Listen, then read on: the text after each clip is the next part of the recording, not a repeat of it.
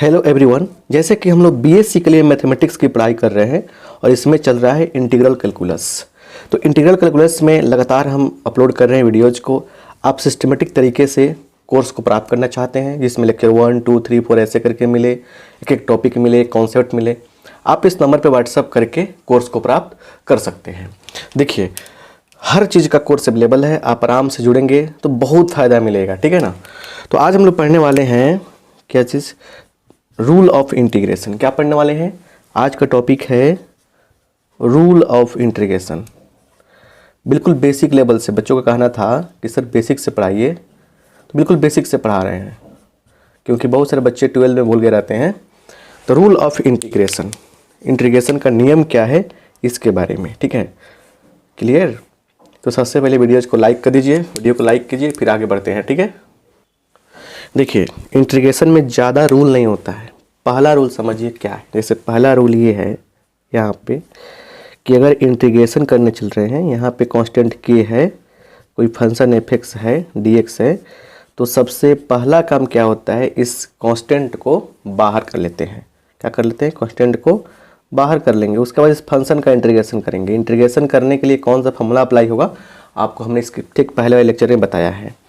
इसको एग्जाम्पल के द्वारा कैसे समझेंगे? देखिए, जैसे इंटीग्रेशन करना है 3x⁻7, ऐसे इंटीग्रेशन करना है तो रूल के अनुसार क्या होगा बोलिए। रूल कहता है कि यहाँ पे 3 बाहर कर लेंगे, x⁻7 dx, तो 3 गुने x⁻1 जोड़ेंगे, पावर में 8 हो जाएगा, उसी पावर से डिवाइड करेंगे प्लस c हो जाएगा। समझ रहे हैं बात को बढ़िया से? तो हो जाएगा 3/8 x⁻8 plus c, x⁻8 plus c। समझ रहे ना? तो इसमें हमने क्या सीखा, इसमें हमने जो सीखा उसको समझिए। बात को कह रहा है कि जो कांस्टेंट है बिल्कुल जीरो लेवल से, जो कांस्टेंट है उसको बाहर कर लेंगे, जो फंक्शन है उसका इंटीग्रेशन करेंगे। उसके लिए आपको फार्मूला हमने बताया है। तो यहाँ पे क्या किया, कांस्टेंट जो था उसको बाहर कर लिया हमने। यहाँ पे क्या है कि जो फंक्शन दिख रहा है इसका इंटीग्रेशन कैसे करेंगे, पावर में एक ऐड करेंगे, उसी से डिवाइड करेंगे, प्लस c हो जाएगा। तो इसको ऐसे लिख देंगे अरेंज करके। जानते हैं बीएससी जो बच्चे पढ़ाई कर रहे हैं मैथमेटिक्स से, जो मेरे लेक्चर देख रहे हैं, पढ़ाई कर रहे हैं लेकर कोर्स को, उनका सारा डाउट जो है क्लियर हो जाएगा। जो 12 में डाउट बहुत सारा रह गया था उनका सबका सब डाउट जो है क्लियर हो जाएगा, बिल्कुल सब कुछ क्लियर हो जाएगा। तो मेरे कहने का मतलब यह है कि आप पूरे कोर्स को लेकर पढ़िए, सब कुछ समझिए, हर चीज़ आपका क्लियर होगा, बहुत अच्छा से क्लियर होगा, ठीक है। चलिए अब दूसरा एग्जाम्पल हम लेना चाहते हैं यहाँ से, ठीक है। क्या है दूसरा एग्जाम्पल? दूसरा एग्जाम्पल है, मान लीजिए दिया है integration of 3 cos x dx। तो भैया क्या करेंगे, यहाँ पे हम 3 को बाहर कर लेंगे और cos x का इंटीग्रेशन करने चलेंगे हम लोग। तो क्या होगा, 3 cos का कितना होगा, cos का होता है sin प्लस c। यही क्या हो गया, हमारा आंसर हो गया। तो इस रूल को आप समझ गए कि जो कांस्टेंट होगा वो बाहर निकलेगा, फंक्शन का इंटीग्रेशन होगा। एक रूल ये हुआ। दूसरा रूल समझिए, बात को समझने का प्रयास करना है सिर्फ, ठीक है।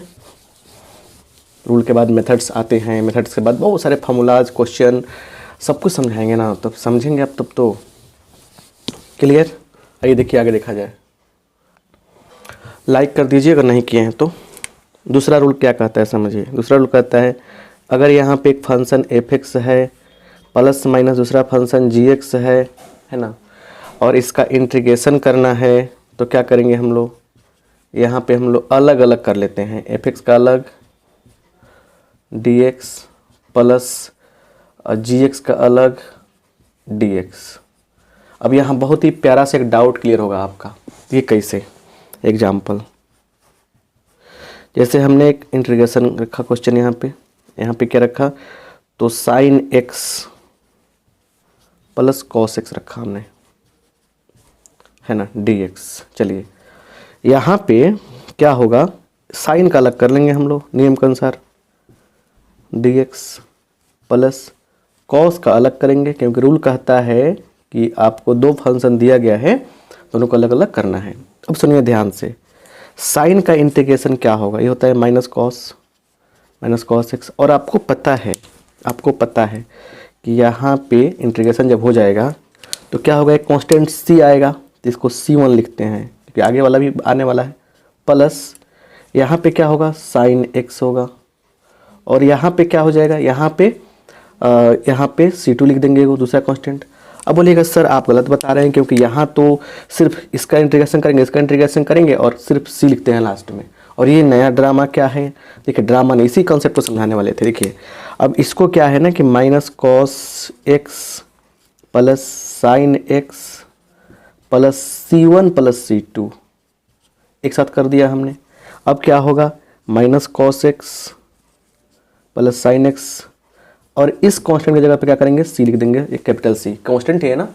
और हम लोग क्या करते हैं, इन दोनों स्टेप को समझिए, इन दोनों स्टेप को हम लोग क्या करते हैं, छोड़ देते हैं, रिमूव कहते हैं, रिमूव माइंड से रिमूव कहते हैं। और डायरेक्ट क्या करते हैं हम लोग, इसके बाद ये लिखते हैं। समझ में आया ना बात। तो ये दोनों स्टेप जो हम लोग के बैकग्राउंड में माइंड में चलता रहता है। बहुत सारे बच्चों को ये नहीं पता होगा, लेकिन समझ लीजिए आखिर कंडीशन तो यही कहता है ना कि इंटीग्रेशन जब यहाँ पे होगा तो इंटीग्रेशन हुआ तो यहाँ पे कांस्टेंट जुड़ेगा।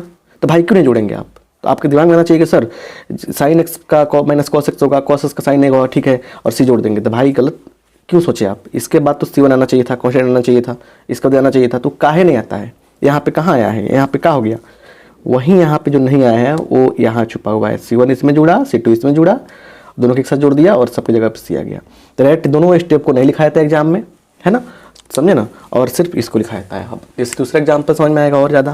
दूसरा एग्जाम्पल मान लीजिए दिया है 4x³ प्लस 2x प्लस 1, इसका करते हैं, है ना। चलिए तो क्या हो जाएगा, देखिए यहाँ पे क्या होगा, 4x का पावर एक बढ़ेगा, उसी से डिवाइड होगा। एक काम करते हैं ना, पहले रूल अप्लाई करते हैं, डायरेक्ट हो गया वो। बाद में क्या करेंगे ना कि इस स्टेप को छोड़ देंगे, डायरेक्ट इससे ये लिखेंगे हम लोग, क्योंकि धीरे धीरे समझ में आएगा ना। 4x³ को अलग करेंगे, dx 2x dx प्लस 1 है 1 dx। चलिए 4x के पावर 4/4 प्लस 2 इंटू एक्स के पावर 1 था, यहाँ पे 2 हो जाएगा बाई 2, प्लस क्या होगा 1 है यहाँ पे, तो 1 का x प्लस C। क्या किया हमने, इस सब स्टेप कट कर दिया, डायरेक्ट C लिख दिया। यहाँ C1 आया, C2 आया, C3 आया, सबको जोड़कर C लिख दिया, कट गया यहाँ पे, कट गया यहाँ पे। अब रिजल्ट क्या आ जाएगा, x के power 4 x² plus x plus C। यही क्या हो गया, हमारा आंसर हो गया। यही क्या हो गया, हमारा आंसर हो जाएगा। समझ रहे ना बात को। तो बहुत लाजवाब क्वेश्चन रहा ये समझने के लिए, समझ गए ना। तो इस तरह से बनाना है आपको, क्लियर, समझ गए ना बात को। हर चीज़ को बहुत लॉजिकली समझने को सकता है। मैथमेटिक्स के स्टूडेंट हैं आप लोग, जितना बढ़िया से सिस्टमेटिक तरीका से समझेंगे, नोट्स बनाएंगे, उन्हीं का बेड़ा पार लगेगा। नोट्स बनाने वाले बच्चे ही करते हैं कमाल, समझे ना, वहीं बच्चे ज़्यादा कमाल करते हैं, राइट। आइए यहाँ देखा जाए एक कॉन्सेप्ट को, इम्पोर्टेंट रिजल्ट, इम्पोर्टेंट रिजल्ट। देखिए क्या है,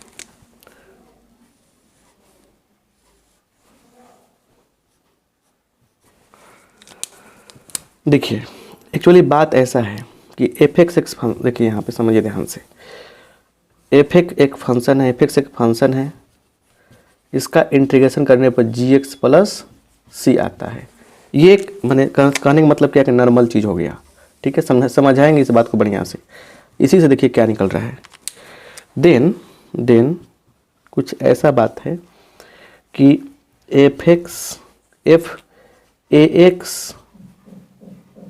प्लस माइनस b दे दिया है dx, लीनियर ये है, पर अब क्या होगा, तो g(ax) प्लस माइनस b होगा बटा x का गुणांक, x का कोफिशिएंट क्या है, a है ना, a से डिवाइड करते हैं, प्लस कांस्टेंट c जोड़ देंगे।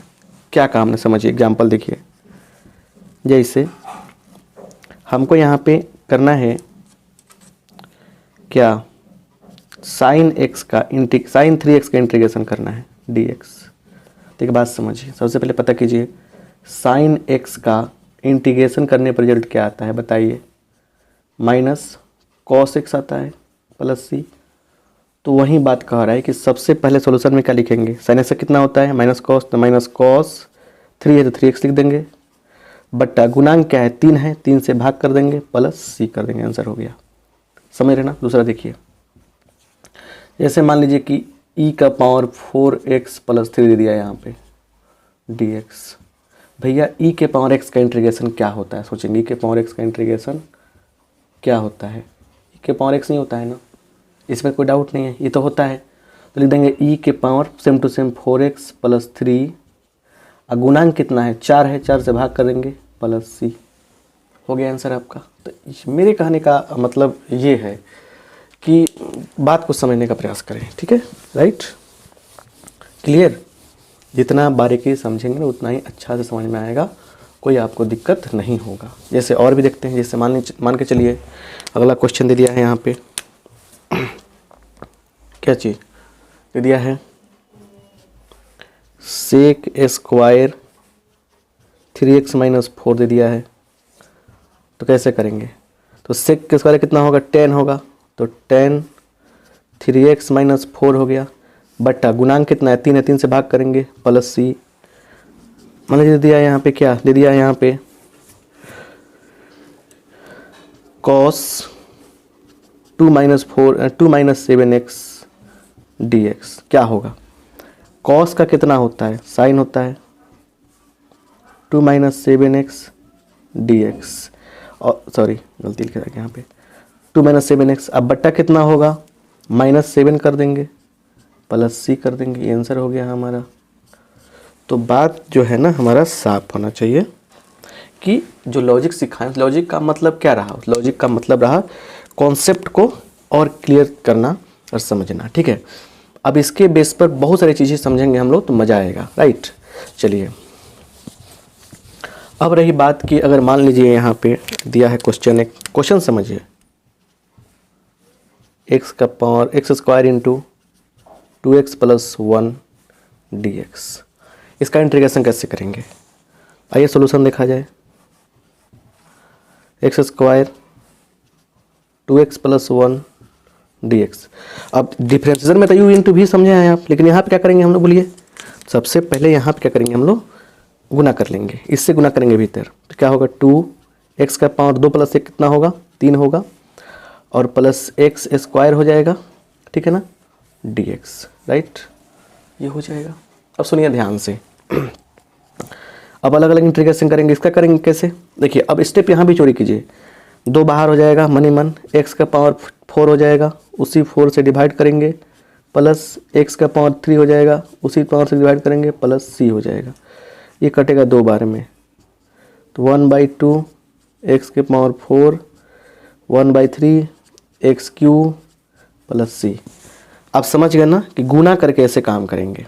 नेक्स्ट क्वेश्चन समझिए, अगर आपको क्वेश्चन ऐसे मिल जाए x square minus 5x plus 6/x minus 2 dx, इस क्वेश्चन के माध्यम से हम क्या समझना चाहते हैं, देखिए सोल्यूशन देखिए कि डिवाइड में कोई रूल नहीं पढ़े अब तक आप, तो क्या करें हम,